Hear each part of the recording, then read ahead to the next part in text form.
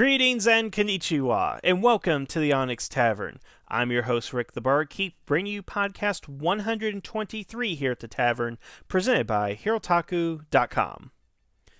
Well, tonight I'd like to go ahead and approach you all with a much weightier topic than we typically have.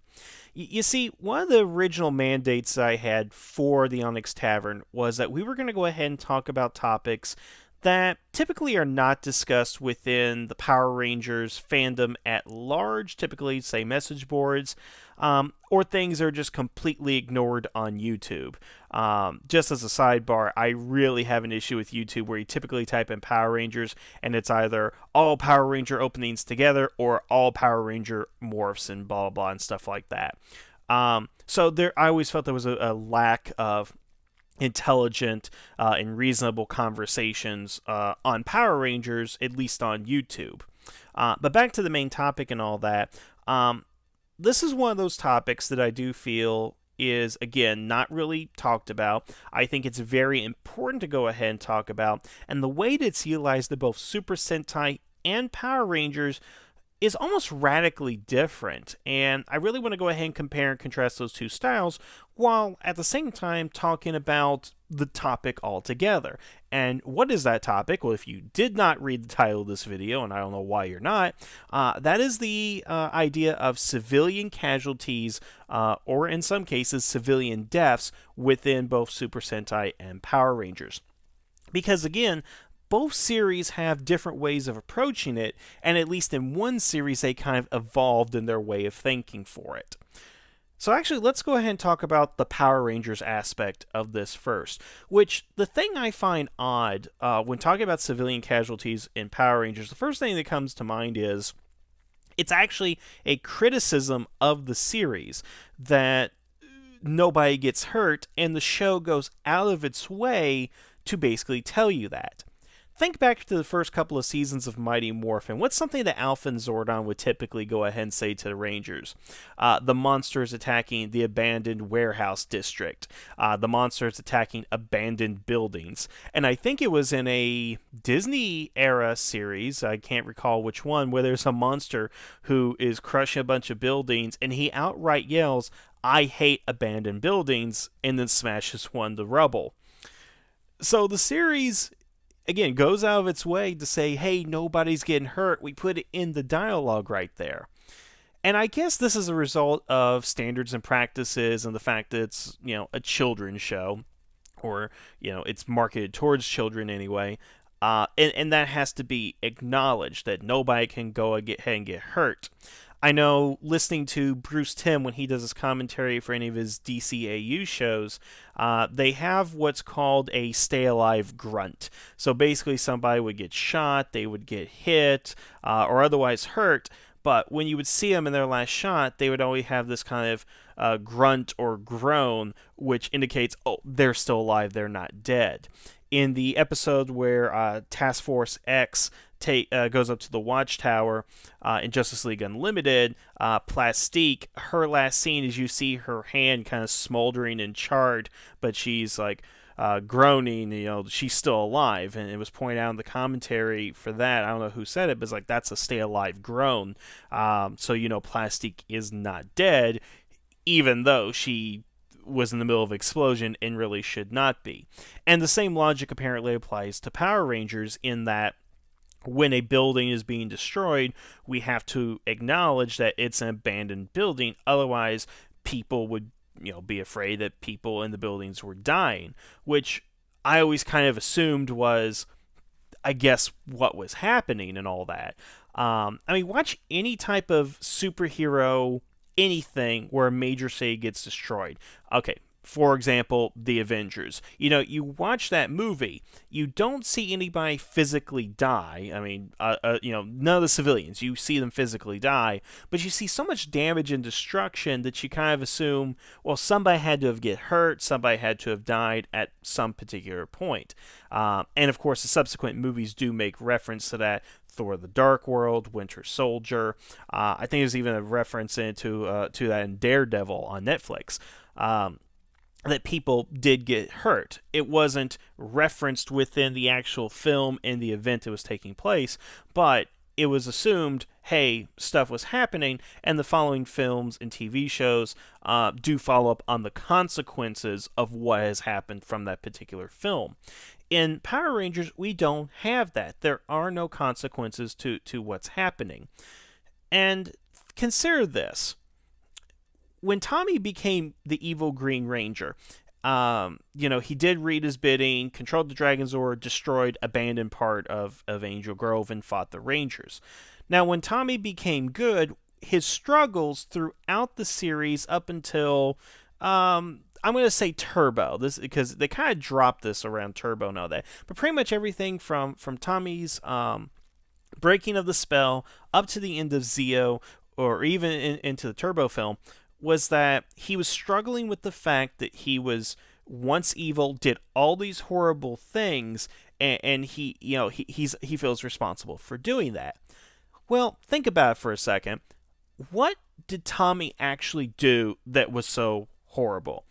Again, he destroyed a couple of abandoned buildings, because I believe Green Ranger Saga makes mention of that. He fights the Rangers, who eventually become his friends, and he was a puppet of evil. For him to be dragging that out for 4 seasons, I think was a little bit too much, because honestly, the consequences of what Tommy did as the Green Ranger are minuscule. And why do I say that? Because no one really got hurt. Now consider for the fact that if Tommy was the evil Green Ranger, and he was controlling the Dragon Zord, and he destroyed a building full of, say, 100 people, then when Tommy is no longer the evil Green Ranger, then you can definitely bring up, I was evil, and look at all the horrible things I did. I cost the lives of 100 people because Rita turned me into a puppet, and there was nothing I can do. Let's use another Star Trek reference, because everybody knows I love using those. Look at Picard as Locutus of Borg. He felt personally responsible for the death of all those people aboard the 39 Federation starships at Wolf 359. And years later, Commander Sisko held him responsible for the death of his wife at Wolf 359. Because he was Locutus, he was doing everything that happened. And again, Tommy similarly holds himself responsible for what he did as the evil Green Ranger. But again, the consequences were not that drastic. If we take this with Picard as Locutus, if he just destroyed unmanned probes and abandoned star bases, then him reacting the way he did in Family and in First Contact, the film, would not seem as big a deal. It's like, dude, you just blew up some abandoned property. It's not that big of a deal. And I would say that's what we have going on with Tommy, is that it's not that big of a deal because, dude, you didn't kill anybody.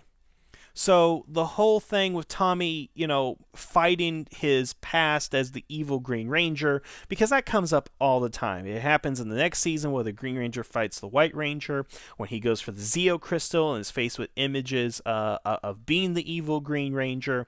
And then even King for a Day, he has this thing in his mind where, it's the White Ranger, but I always looked at as the personification of his evilness, attacking him within his mind, which I know is a bit of a stretch, but again, that's just the way I look at it. The point I'm getting at this is Tommy is beating himself up over very little, if anything at all. But there would be more punch to Tommy's character and more depth to it if he did cause the death of actual people in the series. Now, am I saying that's what should have happened in a Saturday morning television show? Which, yes, I know was on weekdays at the time, but should that have happened? No, that probably should not have happened within the series, because that's not the direction they were going with the character. But the idea of the casualties means that something is at stake.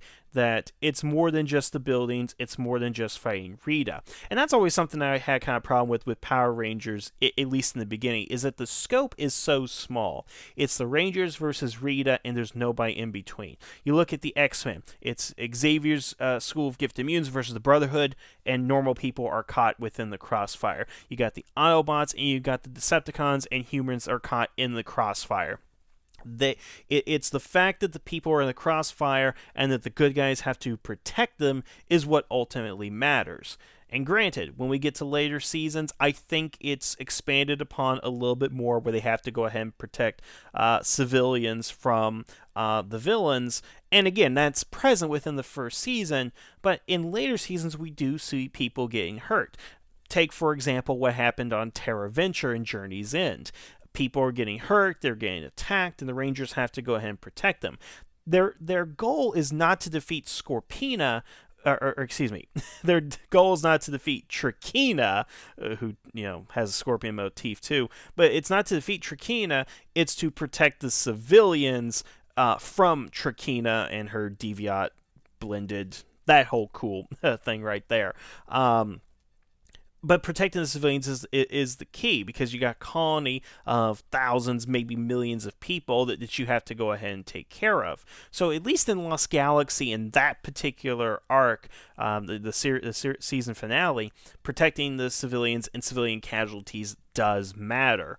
But in overall in Power Rangers, it just doesn't matter as much as I think it should.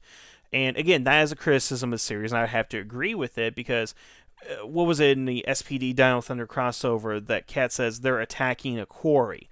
Well, if you're actually a villain, you'd be attacking civilians. You'd be attacking local centers and stuff like that. And it does kind of bother me too, because as we know from the Time Force edits after September 11th, Circuit's original line was Ransix monsters attacking the Trade Center, and showed actual buildings being attacked. But in the re-edit, it's Circuit saying the quarry is under attack, and in pictures of an empty quarry being attacked. And I've already said what I needed to say, but just to kind of reiterate, for the 9/11, I don't think you should change the edits based on sensitivities at the time. You wrote your story, you keep it in there, you do what you need to go ahead and do with it. But when you think about it, when you attack a quarry and there's nobody there, then what's the big deal, really? I mean, yeah, a couple of people might be jobless and all that, but it seems like it's on a smaller scale, that there is less at stake. I think that's the ultimate point that I'm making with Power Rangers. There is less at stake when you don't have those civilian casualties, when you don't even have the threat of the civilians in danger. And even when we get to people like Orion, and his entire planet is being attacked, and it seems like everybody's wiped out, that is, if we can believe what Orion is saying, there isn't much punch from his character, because his character is just kind of wonky to begin with and all that. But that's supposed to be his motivation. His entire people are dead, and that was Taizan's motivations. That his wife is dead, the civilian died. So it's kind of that superhero, my parents are dead, or somebody in my immediate family's dead, therefore I became a superhero kind of thing. But again, ultimately, the problem with Power Rangers in the civilian casualty department is that there doesn't seem to be anything at stake. Not that I want them to start killing people to show it's at stake, but I always felt that you have to establish the stakes, that the civilians are in danger. And again, they've done that a few times within the series, but in general, it just doesn't seem like that's as big of a deal as it really should be. Now, on the flip side, we have Super Sentai and their approach. Now, their approach is a little bit odd. Modern Sentai, and I'm going to define modern Sentai as 25th anniversary and forward, so Gala Ranger and forward. Because what I have been able to determine from watching those particular Sentai is that they have a similar approach to Power Rangers. They don't point out that there is an abandoned business district. They just don't acknowledge that there are civilian deaths. There's a particular episode of Go Onger that I really should have looked up before doing this, but I can't remember it. But they were fighting, I believe it was the Barbell Banky or Hammer Banky or something like that. Now, basically what he did is that they were in the cityscape, and he smashed this thing, and the buildings all crumbled to dust. And the next scene, they're all standing in a desert. Now, the episode is about the relationship between Go on Gold and Go on Silver, brother-sister relationship, which is all fine. It was a decent episode and everything. But not for a moment do they talk about, well, it looks like the entire city's been destroyed because now it's a complete desert out here, or acknowledge that there are any type of casualties going on. It's a cool effect to see the buildings disintegrate and everything, but again, nobody really talks about what's going on. And again, I would say modern Sentai is a lot like that. You will talk about Tokuger. Yeah, the stations are under attack, but nobody talks about civilians that may or may not have died in those particular attacks. Same thing with, Ninja, Gokaiger, everything's being attacked, but we're not acknowledging the deaths of the civilians, which is kind of an oddity. But at least in the late 80s to early 90s, civilian deaths were treated a lot differently within the context of the series. I mean, even going back to the very first episode of Go Ranger, the military personnel at the bases were all killed and wiped out. And that set the stakes for that particular series because you had the different survivors, them bringing, survivor's guilt and all that into the particular show. But I want to give you guys two primary examples of what I'm talking about from both Jetman and Zoo Ranger, because I finished Zoo Ranger and I found this to be quite odd, and Jetman because I'm currently watching this, and this is also odd because at least at this point in Sentai history, they didn't seem to know what to do, I think, with the civilians. And what am I talking about? Okay, so let's take 3 episodes of Zoo Ranger that are back to back to back. In episode 31, Reborn, the Ultimate God, at the end of the episode, and this is something that's going on with the arc, is that all the children were kidnapped in order to be put into a giant pillar so that when they can revive Dai Satan. And at the end, when Dai Satan is defeated, the pillar is dissolved and all the children are rescued. They're happy, they're safe, and the episode has a shot where they all cheering, happy, thank you, Zoo Ranger, all that great stuff. So fine. Great. You saved the children. That was your goal to begin with, was to save all the children. Now, in the very next episode, Geiki Slash Your Tears, which I will also make note of right now, I believe is the worst episode of Zoo Ranger, and maybe we'll get into details of that here later. But in this episode, Dora Narcissist basically captures a bunch of people who have been looking into a mirror and, are narcissistic. Oh, look how pretty I am. Look how handsome I am. Oh, this dress goes great and all that kind of stuff. And they are captured by Dora Narcissist as basically fuel, energy, something along those lines. At the end of the episode, Dora Narcissist is destroyed. But at no point in the episode does it make mention of anybody being captured, about trying to save the civilians, or what happened to the civilians after Dora Narcissist was destroyed. Now, were they all killed? Are they alive? Are they trapped in some dimension somewhere? What's going on? The episode doesn't explain it. In the next episode after that, number 33, Jewelry of Bravery, where we have our Madame Woe counterpart, basically. This is another episode where a bunch of children are captured. We show them suffering in the episode. They're like in this pot, brew, whatever, and they're basically being boiled alive. And at the end of the episode, when the Madame Woe monster is destroyed, we show that the children are safe, they're revived, and like, yay, thank you, Zoo Ranger, and all that. So, in these 3 episodes, we see in one episode, all the children are safe. In the next episode, everybody is dead. And in the following episode, all the children are safe. So the series is kind of picking and choosing on who lives and who dies, and it seems to be completely arbitrary. Why is it that all the children were saved in episode 31, but all the people that were trapped by Dora Narcissist or fuel for Dora Narcissist are all dead? Why did they go ahead and do that? And again, it's an odd pattern. Save them in episode 31, don't save them in episode 32, and episode 33, we're going to go ahead and save them. And again, it's made a big deal in episode 31 and 33 to go ahead and save the children, but in episode 32, it doesn't seem like it's a big old deal yet. In episode 32, you might say, well, they're adults and it doesn't really matter, I guess. Which is me just make a straw man argument. But the point is, they're children, so it's not that big of a dire consequence. By the beginning of the episode, we see that a child is taken, and we never see her again later in the episode. So basically, they did kill at least one child in that episode. If we assume the Dark Narcissus had all their energies, souls, whatever, and when he was destroyed, therefore they were killed as well.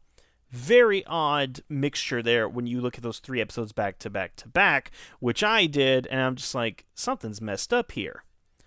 Now let's also go ahead and talk about Jetman, because I just went. I'm in the first few episodes of Jetman, and this really stuck out to me as well. In episode number 6, we have the episode "Get Angry Robo." Now in this episode, one of the dimensional parasites takes over an apartment building and basically turns the entire building into a monster. We have several scenes where the apartment building is basically attacking the denizens and eating them. Literally, that's basically what happened. We have a guy who's being eaten by his ceiling and yelling, "Please, somebody save me, save me." But nobody comes, and he gets eaten by the building. What makes this particularly interesting is that Guy is trying to date one of these girls out of spite, basically, and he saves her in the process, and we see a lot of people leaving the apartment building as it's being converted into a monster. But when the 4 Jetmen get into Jet Icarus and try to fight the building, they basically stop and say, "No, we can't do it because Ryu is still in the building. We can't attack while he's still in there." However, no mention is made of the other civilians. Keep that in mind. But then Guy goes in there, saves Ryu, comes out, they fight the building and destroy it. So in this particular episode, I'm trying to figure out, okay, so what's going on here? You want to save Ryu, but you don't think that there are other people that are in the building? I mean, we don't know how this monster works. All you know is that the building attacked you and it becomes a monster. You don't know if the people were eaten, if they were vaporized, or whatever. I mean, they're just gone, basically. And there's no lip service given to the fact that, oh, we have to save the people or it's too late for them. There's nothing we can go ahead and do. That's kind of odd. And in the very next episode, Ryu's Marriage, we have a mirror monster who basically traps people within the mirror. And the dialogue specifically says, if you destroy the mirror, they will be trapped in the mirror dimension for all eternity. And they hesitate before fighting the monster, and then, of course, find a way to save all the people because of Ryu's grandmother. And, you know, get them all out, they're all safe. Now we can fight the monster. Now we can go ahead and blow it up. So in 2 back-to-back episodes of Jetman, we have one episode where it's like, we must go ahead and save all the civilians, and we can't destroy this monster without doing that first. But in the previous episode, it's we just have to save the Red Ranger. We screw everybody else who may have been in there. That's ultimately what they were saying in those 2 episodes back-to-back. So I bring up these particular episodes from these 2 back-to-back seasons in the early 90s simply because the way they deal with civilian death is so at odds from episode to episode. Even in Jetman, the very first episode, you had 2 kids that were basically killed because they were sucked into a jar and we never saw them again. It's just, in this series, it's like, yeah, we have to save the kids this episode, but next episode, if somebody dies, it's not that big of a deal. Oh, but next week, we have to definitely save those kids. It's a very bizarre balancing act, because obviously, what Sentai's trying to do is exactly what I think Power Rangers needs to do, is you have to put things at stake. If there is a real threat that the children could die in a particular episode of Zoo Ranger, the stakes are heightened because they're children, they're innocent, they have nothing to go ahead and do with this, so we need to go ahead and save them. But it's odd that when you do the next episode, and it's like, well, these people are captured, but there's nothing we can do about it, so we must kill them. There's never a discussion of the ethical dilemma that particularly raises. And that's what's, again, bizarre with me about Sentai, is that we know they have to save the people, and even when they know there are people that are captured, they don't discuss the ethical dilemma about it. Again, in episode 6 of Jetman, it's all about saving Ryu. There's nobody else they're concerned about at that point. Why are they not concerned? Shouldn't they say, we need to save everybody in there? Because again, the following week, they're concerned about everybody, but they're not concerned this time with a giant apartment building. That's very peculiar. And the thing is, too, is like, Sentai is very morbid about a lot of these deaths that happen in this series. First episode of Flashman, what happens? Monsters are attacking the city, and a man and woman get liquefied by a monster's rays. That's some messed up stuff. And then I believe it was in, I can't remember the name of Sentai, but basically the monster in the very first episode are coming out of the ground. People fall into a lava pit while hiking. I mean, that's like horror movie stuff or bad Roland Emmerich kind of stuff. It's just like, we did nothing, but we die anyway. And what I believe that is I think what Sentai is trying to say in those particular instances is that's kind of real life. That's the kind of stuff that does happen. Evil is going to invade, and innocent people are going to go ahead and die. Now, we're not going to talk about it. We're not going to say, oh, if they were here and doing this, this would have never happened, and we're not going to follow up on it, but we're going to go ahead and show it, which to me is more cruel than anything. I mean, Flashman, the thing is, if they would have gotten there, and after the fact, and they found this woman died, but they didn't get there in time, it could be a motivation factor for them saying, we could have saved this woman, and there's some sort of connection to her later in the series, much in the same way Live Man did it. But it's not so much a civilian death or random death as it is people who are connected to the inner social circle between the heroes and the villains and so forth. But again, just these random deaths that really should go ahead and matter. And again, Sentai is very blunt about that. And again, it just seems to be that their approach is that's the way kind of life is. Because the thing I have noticed about Japanese culture, at least in my studies, and I could be wrong, but at least in my studies, is that they have a very matter-of-fact kind of thing. As if that people die in movies, they die, that's it. I mean, after Battle Royale and The Ring and all that kind of stuff, they're kind of blasé about that stuff. But I think in modern Sentai, they've kind of not so much changed their approach, but they kind of softened to it a little bit. We don't see women getting liquefied or campers falling in the lava. The episodes are they always save everybody at the end. I can't think of a modern Sentai episode where they have to save the civilians and they don't save them. Now, I could be wrong, but I'm saying at least from Gal Ranger on up, I don't think that has been the case, but feel free to correct me within the comments section. But what's my overall point of what I'm talking about here? The fact that we have the concept of civilian casualties within the genre itself, I think is something very important to discuss in the approach that you put onto it. Because the approaches for the two different shows is, one pretends it doesn't exist because it doesn't want to scare the psyche of children. I think that's ultimately what Power Rangers is trying to go ahead and do, but as a result of it, it gets that criticism because it does live in that fantasy world where people don't get hurt, basically. Whereas Super Sentai is more realistic on it, like if aliens did attack, if monsters did attack, this is what happens. And sometimes you just can't save everyone, which is, a lesson to be learned, honestly. And I just find that two different cultural ideas, I mean, it's just so vast and wide. I mean, basically, where the Japanese kids learning from this is like, shit happens. That's what Japanese kids are learning. That's life. The American kids, oh, it's sprinkles and rainbows and stuff like that. And yes, I know I'm being facetious and all that, but that really seems to be the dichotomy that we have between Power Rangers and Sentai, America and Japanese, and so forth. But again, it seems that the Japanese are changing their stance, at least within the modern series. Excuse me. So I'll go ahead and leave you guys with this. I'm not saying I want to see more civilian deaths within either Sentai or Power Rangers. Not by a long shot.